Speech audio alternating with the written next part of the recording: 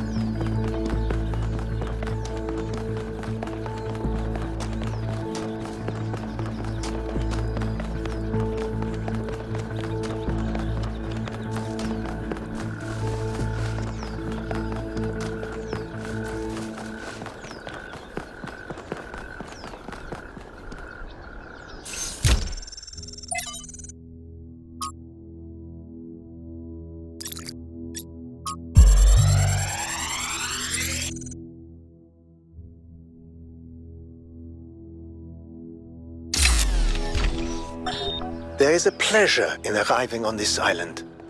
The pleasure of being the first to step foot here in hundreds of years.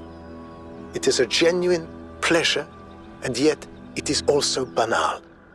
My presence here is of no more significance than that of every other animal. These rocks do not care who walks here, and the millennia between the presence of our ancestors and my brief journey are nothing to them. But even putting it this way is wrong. It is not that the rocks do not care.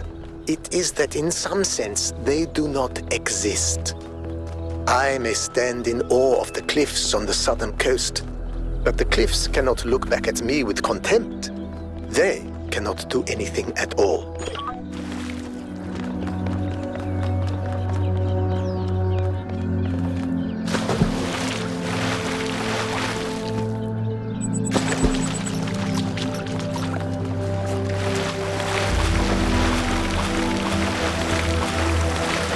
There's another one of those monuments.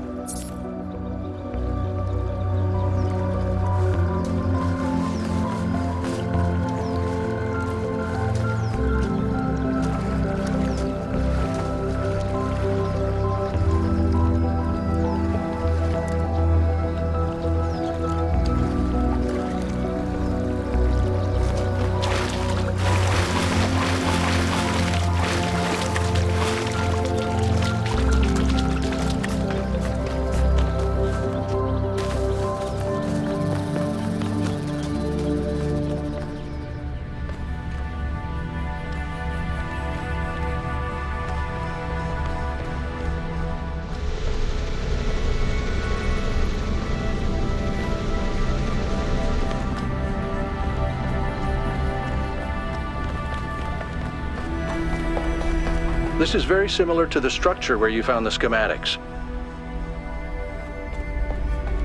Check out the terminals. Maybe there's something that'll help us understand who built this place. They have to have left something behind.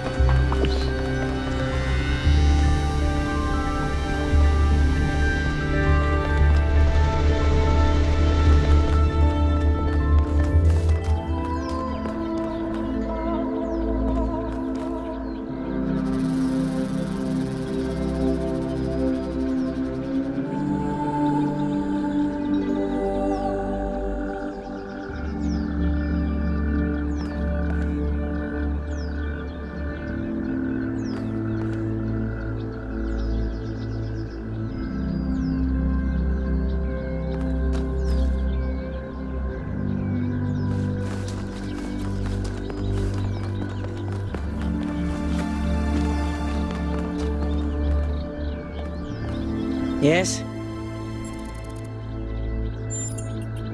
Founders Piston. Do you want my autobiography now? Fine. I'm one of New Jerusalem's chief engineers. I'm in charge of city maintenance and power management. I'm old as dirt, although not quite as old as that fossil Byron. In short, old, grumpy, keep stuff running.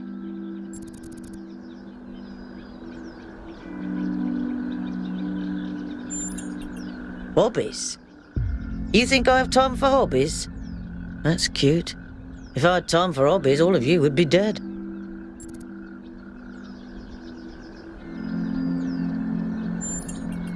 What do you want me to say? I like bubble baths, candy, and the concept of Tuesdays. Cities don't maintain themselves. If you don't put real effort into keeping stuff running, it all falls apart in just a few decades. Civilization is always on the brink of collapse unless we do something about it. And I do.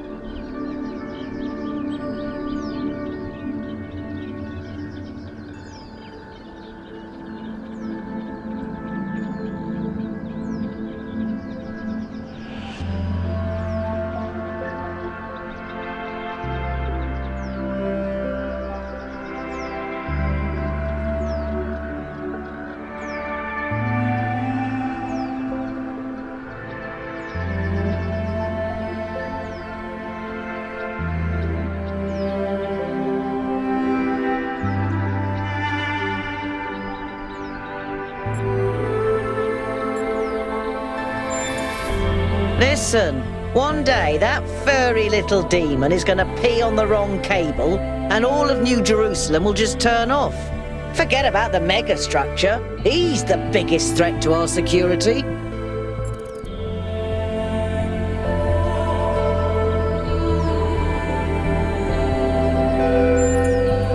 It's big. It's too big. And it's got a lot of energy running through it.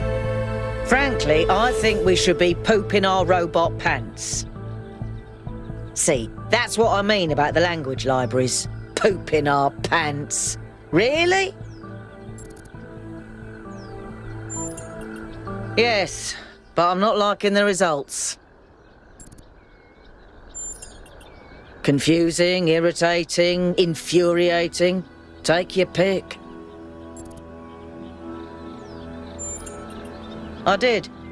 It's interesting. The tech is a bit older, but it's been heavily modified to be more efficient. And it's not the kind of hack job you'd expect either. Whoever did this knew what they were doing. We could probably learn something from them.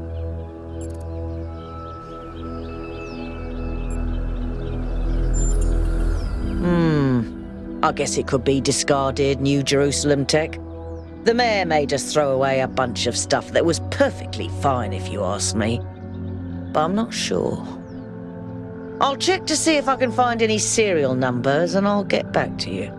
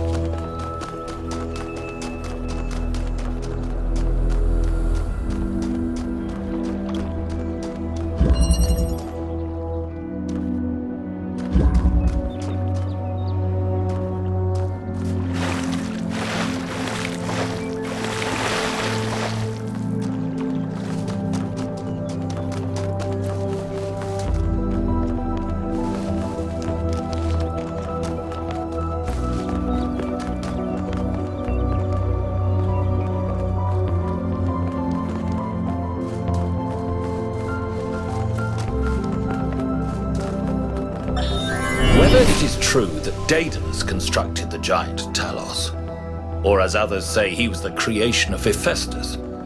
What we may be certain of is that he was made of bronze and had but one vein, within which flowed a liquid substance like blood, which some claim was quicksilver, and others assert was ichor, such as flows in the veins of the gods. The loss of that liquid caused him to die, as a man dies when he loses his blood. May we not then say that Talos, though created as a machine or a toy, had all the essential properties of a man? He moved of his own volition, he spoke and could be spoken to, had wishes and desires. Indeed, in the tale of the Argonauts, that was the cause of his downfall. If then a machine may have all the properties of a man, and act as a man while driven only by the ingenious plan of its construction and the interaction of its materials according to the principles of nature, then does it not follow that man may also be seen as a machine? This contradicts all the schools of metaphysics. Yet even the most faithful philosopher cannot live without his blood.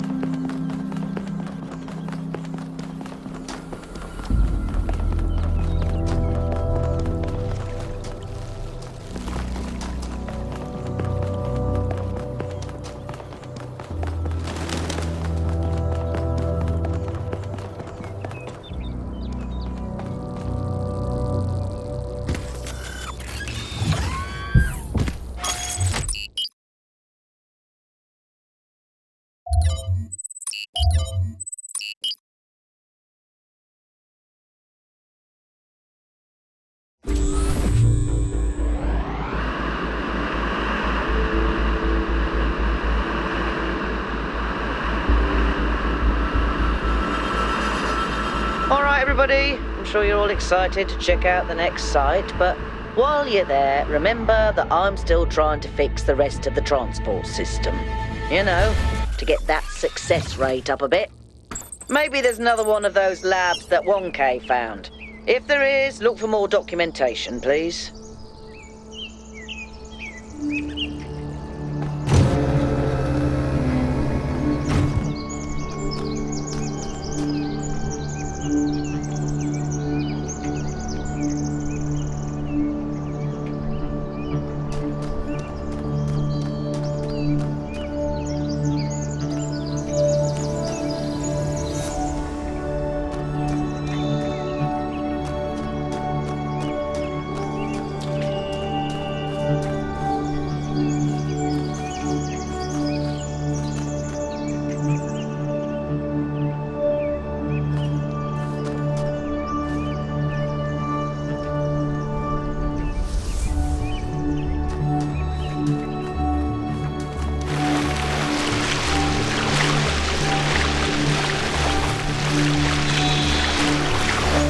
So these monuments represent each of the entities.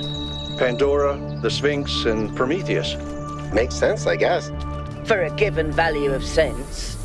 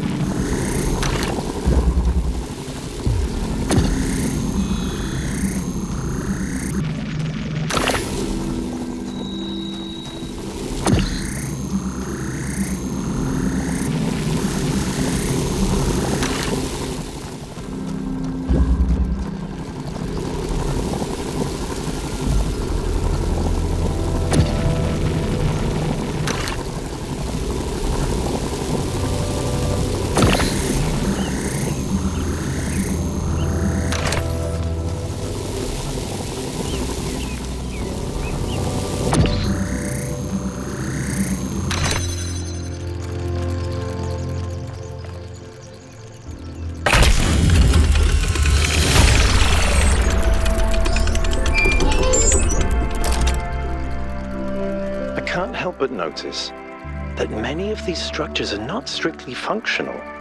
There's a sense of aesthetics, of beauty here. This place might be meant to test us somehow, but perhaps there's more to it than that.